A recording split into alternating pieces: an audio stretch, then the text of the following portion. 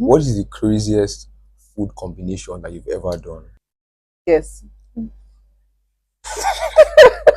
We cooked rice, but then we added like lots of orange juice. Am I to question the chef?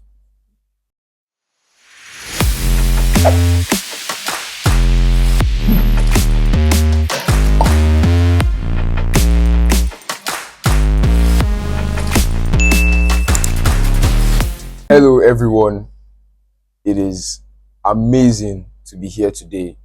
My name is Braimo Tolimo. I am the host of this podcast, the Tomo podcast. And today I am joined with his marriage. I am joined by the one and only, ladies and gentlemen, Chef Brown. Hi guys. Earlier, when we were having the conversation, I told you Mhm. that I wasn't comfortable with putting people in boxes, especially creatives. Yeah. So I want you to put yourself where you want to put yourself. Okay. Yes. Hi, I'm Chef Brown. No, I'm Miss Brown, and I identify as a chef. Okay. Yeah. So that's my little circle. That's my little box, as you'd call it. I identify as a chef, and whatever I would be doing from now would be in addition to that. I feel like with every creative respect, Mhm. there's always a stereotype. So, but Go on. but before I get into that, I want to ask you a Mm. personal question. It's a question Alright. I've always wanted to ask chefs. What is the craziest food combination that you've ever done? I can't really say because I don't eat crazy stuff like that. But I will say, before I got into culinary school and stuff, I was just messing around with my siblings one time, and there was a lot of oranges in the house. We had like so much citrus, and yes, I don't. okay. I'm too scared to guess. So we cooked rice. Oh God, I was going to say rice. Wait, no, let me explain myself. Okay. We cooked rice, but then we added like lots of orange juice and a bit of lemon. Don't judge. Don't judge, okay? Don't judge. Am I to question the chef? It was not terrible, but I won't be doing that again. When it comes to anything like art, well, people may disagree that cooking is like an art, but me, I consider it as an art because I feel like many times when people are cooking, there's obviously like a recipe and stuff, but sometimes you can From the heart. You can stumble into From something. the heart, yep. So I like definitely agree. how often does that happen? Like It happens with a lot of things, right? Sometimes, I'm just playing with ingredients and I make the best thing ever known to man. Like, okay, there's something that happens quite often with me, and that's like leftover cooking. Right, so you have some leftover chicken, you have some leftover this, you have some leftover that, you throw it all together and you have a beautiful meal. Right, so it's an art because a lot of times cooking it's not, there's I don't think there's any actual recipe that you would say, oh, okay, so 2 teaspoons of salt, like, it comes from within. Yeah. Right, as Nigerians would say, until your ancestors ask you to stop. That it's just a, and that's why you could give chefs or people who cook, give them the same exact recipe, and they would all come out with very different outcomes. Do you get? So there's always a personal touch to it. Yeah, yeah, I get that. Because even one time when my mother bought a cookbook, we can't even find it. Fair enough. Like she probably just bought it to feel among, but everything. Fair enough. Like you said, the heart. And speaking of the heart and where things come from, for you, when you're doing your thing and creating, what inspires you? I'm definitely not going to leave out the God factor, because I mean this whole, my love for cooking is definitely inborn. It's inborn, and so I owe that to God. But I would say that it's always been there, right? I baked my first cake at 10. What? I baked my first cake at 10, and it was fancy tokumbo. I'll send you this video, Auntie Tokumbo. Shout out to Auntie Tokumbo. It was for Auntie Tokumbo, and this cake, in hindsight, this cake was it was so hard, but she ate it with so much love, Wow. and she encouraged me. And it was so bitter. It was a chocolate cake. It was a chocolate cake, and then like I added so much cocoa powder, but she still ate it. Right? Mhm. It was so beautiful to me. Like, so from there, you know, and I was always in the kitchen, and I would say that I definitely didn't have to be there. My parents had people who would do all these things, but I was there because I wanted to be there. I loved to be there. I loved the environment. And at some point, cooking became my expression of one love. It became my outlet when like I had too many emotions and I didn't know how to, just do away with them. I would put my heart into cooking something that eventually comes out to be a beautiful meal to be shared by beautiful people. And that's something that keeps me going. Just knowing that a meal that I made has made somebody else smile, has made somebody's day, you know. It's just a really beautiful feeling. Like, yeah, this is what I made. These are the works of my hands. I know a lot of people, I know a couple of people actually that treat food as simply a means of survival. Like, so they get their food, sit down, eat, and get it over with quickly. And then there's some people who like to romanticize the concept of food, right? They're sitting down, set a whole table, savor the food, pick out, sniff and then pick out what you're smelling, the notes, all of that. And it's just so beautiful to me because food should not only be for survival. It's first off, it's somebody else's art. Second of all, it is to be appreciated. It is art. I agree with this so much. I feel like when you start to look at these things like that, you start to appreciate them more. Because like even like forget the fact that cooking food can be like when you're actually hungry. Yeah. But sometimes like if you just like settle down and you're looking and you're like, this is actually so good. Like it adds like a lot more satisfaction to it. And then like depth.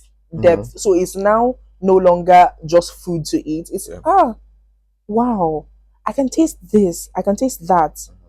Oh my god, this is nice. And then it just fills your head with very nice thoughts about the food, and subsequently it would like lighten your mood. I think it does very good with changing one's mood. Like if you're not feeling so good and then you get a meal and it's like really good and you're trying to figure out what you're tasting and like, oh my god, this is nice. And then you're like, this is so good. Before you know it, you feel much better than you were feeling before. You do. And I'm actually so excited that we're doing this episode now because like there are some things that I look forward to in life. And I always used to spot it whenever I know that like usually what my mom does is that when she wants to experiment, she gets her videos from Facebook or Pinterest. She sends them to me and she's like, I'm making this tonight. Okay. And I'm like at work or something. And I'm like, let's go. Let's go. Like, I need to like I'm gonna put in my life into excited. This. Like We're gonna have this meal. I agree. And I'm just happy that you can also like shed light on that to make people understand that okay, it's not only you that's feeling this way. This is why. Because what you're enjoying right now is an actual artwork. It's somebody's hard work, I promise you. Yes.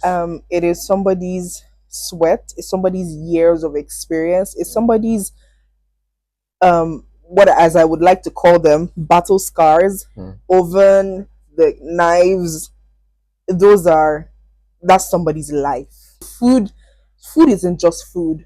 It's somebody's whole being went into it. You all the sometimes late nights because you're trying to prep. Late nights. Just know that behind every meal there's a story. There's a story. Okay. Let's say I'm preparing for an event. The night before, my friend or my assistant, whoever, were playing, and something happens, like whatever it is, something happens. But when the person is eating the food, they don't ever realize, like, oh, like there's a story. Yeah. Like if you ask somebody, what happened when you were making this meal, there's a story to tell. And so I feel like we should treat it as such. It's not just I food. have a friend, and I've told this story on this podcast before, and I'm going to say it again. He does voice acting. Yeah, very great guy. His name is David. Shout out to David. So he was like, one time, there's a guy that wanted him to do a job, like a voice acting job, and the person, and he was like, oh, this person is, and this person is like, Not how just you to call talk. it? He just, he was like, Do it yourself. Mood. You know what? Mood. I agree. Do it yourself then. If it is like just if it is like that then, easy, then why do you need me? Then why do do you it? And I feel like that is the first step to taking yourself very seriously as a creative. When you say, this is what I can this do. is my price, and there's no disputing it. I'm not afraid to charge what I'm worth. First off, I would say I went to a very high-end culinary school. Right? I know how much I paid there. Second of all, the countless assignments, classworks, projects, the amount of money I spent, please. I didn't come out here to do survival of the cheapest. I will charge my worth, and my customers will find me. My clients, they would find me. But I don't like the idea of people saying, is it not just to cook? Is it not just to cook and you did not go there? Yeah, no. His energies, it gave me so much life. and then I was just going to ask, I've always wondered, but you've already explained it, but I want to know if there's more detail when it comes to setting a price for a place of food. You as you're running a business now, obviously. In fact, you're a brand. You are the business. I am the brand. Jay-Z said something. He says, I'm not a businessman. I'm a businessman. That kind of thing. Clock it. Clock it. So I want to ask you, when it comes to like you saying that this is the price of this, okay, what comes to mind? So the first thing you have to consider, actually, you have to consider your space, right? So let's imagine I have this shop. I know that at the end of the year I'm going to have to renew my rent for the shop. Each product that I sell has to have a markup that goes straight to rent. Now, whatever you use either electricity or your gas. Factor that into it. What else? You factor your time, you factor your ingredients, you factor the weight of your brand, how much traction you have. So there's actually a lot of things that go into putting a price on your goods. But at the end of the day, bottom line, I would say charge your worth. Your people will find you. Charge your worth. Whatever you feel like, okay, the amount of work I've put in for this, or the amount of work I've put into this is what it's worth. Please charge your worth. Charge your worth, but be reasonable. Be reasonable, but still charge your worth. It's a no-brainer. Like, you know how much you put in to get the knowledge that you have. So please charge your worth. Ladies and gentlemen, but I this is worth could be millions of naira, but guess who got it for free? Please, Miss Brown just always comes bearing gifts. Yes, please say thank you. He says Chef Brown, professional chef. Ladies and gentlemen, clock it. This is the first gift we're getting on some more podcasts, and I'm going to tell this story like later on in life, and I'm just grateful. So please, if you're watching, just let me say thank you to Chef Brown. All right. You're welcome. In every story, there's a lesson. Yep. You understand? So, what lessons does cooking teach? For me, there are dishes that require an awful amount of patience, and these are dishes that you can't rush it. You can't. if it's supposed to cook for this amount of hours, there's no, you just cannot rush it. It teaches you patience. It teaches you resilience too. If it feels like something is failing multiple times, you cannot give up. You've gone too far into, you know, the whole, you've put in the work, right? You cannot give up right there. You have to just keep going, keep pushing. You just cannot give up. It's not an option, okay? Yeah. So it teaches you resilience. Um you would also need to grow tough skin, you know. You need to grow tough skin. Don't let the cuts stop you, don't let the burns stop you, don't let words stop you. Just keep going. And I promise you, at some point, you're going to look back and you're going to laugh because it's going to be a story. I'm sure you felt that way when you went to the news, because Ah, I saw that. Please, yeah. please, just tell the story. I was going to bring that up. The first time I was on there, it Mhm. felt so surreal. And shout out to Edgar and Mike. They really made me feel like a superstar, even though they had multiple chefs on the show. Like, on some days, they made me feel like a superstar. They asked me if it was my debut. You know, I felt so in the spotlight. And thankfully, I mean, I'd been doing some media work before, so I wasn't nervous. I knew what to do, on air and all of that. But I genuinely felt like I was stepping into my answered prayers. Like, it felt so surreal. I think that's the word. It just felt like this is me less than a year into the industry. It felt really good. That is amazing, honestly. And like, I think it's very great that in that moment you were able to recognize that you had stepped into your answered prayers. Because I feel like a lot of the time when we get to where we want to be, or where we have set ourselves to be, we get there and sometimes Forget. what we're thinking is, where next can we go? And we don't even realize that at I have January. that problem. You do? I have that problem. I'm not able to recognize my wins. So instead of counting them as wins, I might, put out a tweet or two to, say, oh my God, I'm really happy that this happened. And then after that, I'm like, okay, yeah, that's done. What next? So I'm constantly looking for things to do. Like, okay, what are we doing next? And then sometimes I forget to appreciate God and appreciate myself, because you have done this. It's not, no, it's not ordinary. And that's when I learned to celebrate my little wins, right? I write an exam, I feel like I've done great, I pat myself on the back, right? You've done good, you've done great, Another thing, everything, I try to sit down and bask in the feeling for as long as possible, because if you're not your own biggest cheerleader, I don't think the crowd will clap either. Yeah, that rhymed. Stop it. That is awesome. Yeah. And that you said it best, like, if you're not your own biggest cheerleader, don't think the crowd will clap either. Have you ever had an experiment that, you know, like was improvised, like the freestyle, and then it turned out amazing? Well, I would say so. The first time I baked banana bread, I baked it without a recipe. Mm. Like, I freestyled everything. Based on like knowledge of baking. I freestyled everything. Baking doesn't work like that. It didn't turn out great. Fair, It doesn't work like that. fair enough, fair enough. But You know, it's the attempt that counts. right? You know, The thoughts.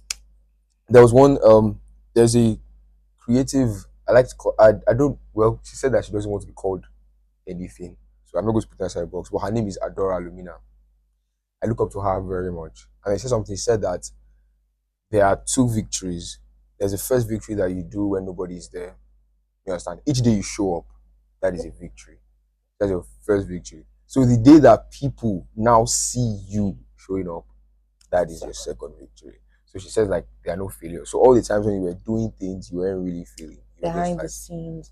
And succeeding behind the scenes. for people who are like me, genuinely struggle with, seeing just showing up as a win. Mm-hmm. Because for me, I hate to be idle. And when I'm idle, I feel like I'm not doing enough. I feel Mm. like, you know, I mean, there's momentum, but like, it's like I'm not doing anything in the moment. Like, Yeah. rest is almost a threat. Take it easy. Mm. Take it easy. Like, this is a self-sub, by the way, Mm. but like, take it easy. Um, as he said, your first win, showing up every day, nobody's seeing you, there's no pressure to perform. You are just going up, standing up, going about your day, and just doing you. You're a star, Mm. a superstar. Okay, Sure.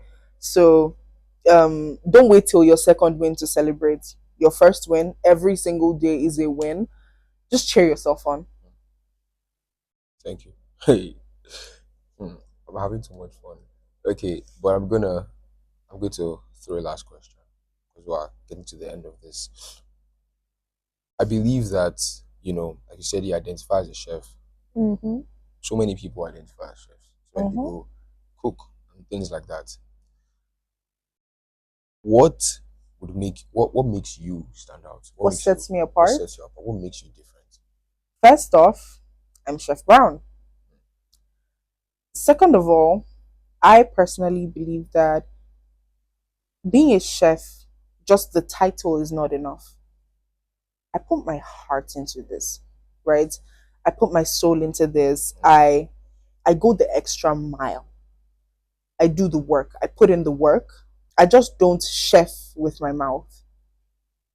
I actually put in hours of studying, hours of endless, work, sleepless nights, if I may, you know, and then there's me. I also have um I'm also the one person to go to if you're trying to transform African ingredients into elevated dishes. You can call me an Afrolux chef. Never heard that before. Yep, And Afro luxury, Afro luxury. Afrolux.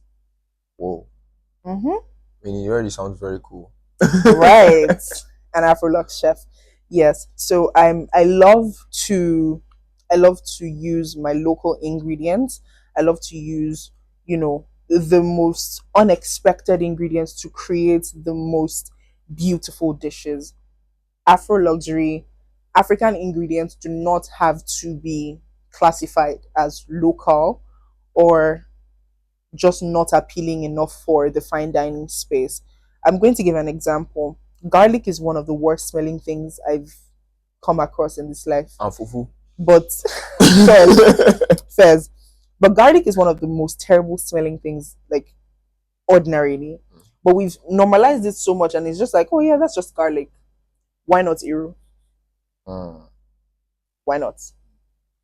Mm. Exactly. So I feel like, Iru aside, there's so much more that we can do with African ingredients if we just look inwards. And that's why I'm here. That's what I do. That's not only what I do, but I do that too. That's awesome. Ladies and gentlemen, this has been one of the best moments in my life because I cannot believe that, something that people have normalized so much Mm-hmm. in, see, like, let's talk about, if you talk about Nigeria, the way they just look at cooking, the way they Just write it off. have dumbed it down, and then we can have a professional come here and educate us on the intricacies, the intentionality that's involved, the heart, the passion, and that person has been Chef Brown, ladies and gentlemen. I'm very grateful for the opportunity too. And, I would love to anytime, right? I just love that I'm able to shed a bit of light on what really goes into the art of cooking. It is very, very delicate and it's just a lot more than what the eye meets or meets the eye. How do you say that? you've gotten it. Don't worry. Don't worry. Yeah. Don't worry. When you mentioned the media training, it's very evident. Like, yeah, you're seasoned at what you do. I Ladies try. and gentlemen, please like, share, subscribe, do everything that can benefit us in the. As we have helped you, Yes, we've so educated you. Now, please help us. yes, please. All right, we're going to see you In next the time next episode. on this show. Ciao. This is the Two More Podcast, and I was here with Chef Brown. All right, Bye. bye.